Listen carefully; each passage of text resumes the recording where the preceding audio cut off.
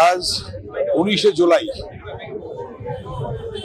শহীদ রিয়াজ আজকের এই দিনে গুলিবিদ্ধ হয়ে শহীদ হন।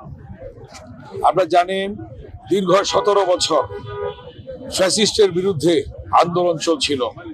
ইলিয়াস আলী গুম হয়েছে, চৌধুরী আলম গুম হয়েছে, সুমন গুম হয়েছে, হাজার হাজার ছাত্র জনতা শহীদ হয়েছে।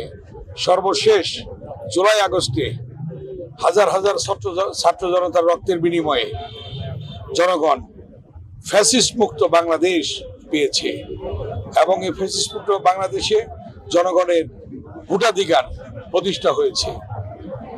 আজকে শহীদ রিয়াজ রক্ত দিয়ে, আবু সাইদ রক্ত দিয়ে, ওয়াসিম রক্ত দিয়ে প্রমাণ করে গিয়েছে যে জনগণের ভোটাধিকার কেউ কেড়ে নিতে পারে না এবং তাদের রক্তের বিনিময়ে আজকে জনগণ ভোটাধিকার পেয়েছে।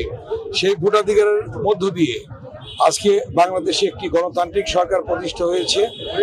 মাননীয় প্রধানমন্ত্রী জনাব তারেক রহমান জনগণের কাছে যে প্রতিশ্রুতি ব্যক্ত করেছিলেন, ফ্যামিলি কার্ড দেওয়া, কৃষক কার্ড দেওয়া এবং স্বাস্থ্যসেবা এবং সব দিক দিয়ে হেলথ কার্ড, খাল খনন কর্মসূচি, মসজিদের ইমাম, মুয়াজ্জিন, খতিব এবং অন্যান্য সম্প্রদায়ের পুরোহিতদের জন্য তাদের জন্য সম্মানী ভাতা, এগুলি আজকে মাননীয় প্রধানমন্ত্রী তার প্রতিশ্রুতি অনুযায়ী আজকে তিনি সেই প্রতিশ্রুতি বাস্তবায়ন করেছেন।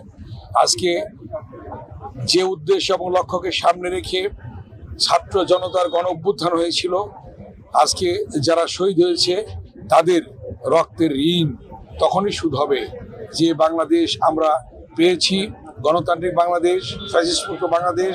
এই বাংলাদেশকে ফ্যাসিস্ট মুক্ত রাখতে হবে এবং গণতান্ত্রিক অগ্রযাত্রাকে অব্যাহত রাখতে হবে এবং বাংলাদেশের স্বাধীনতা সার্বভৌমত্বকে অক্ষুণ্ণ রাখতে হবে যে কোনো ত্যাগের বিনিময়ে। এটাই আজকের শহীদ রিয়াজের মৃত্যুবার্ষিকীতে আমাদের প্রতিশ্রুতি, আমাদের শপথ।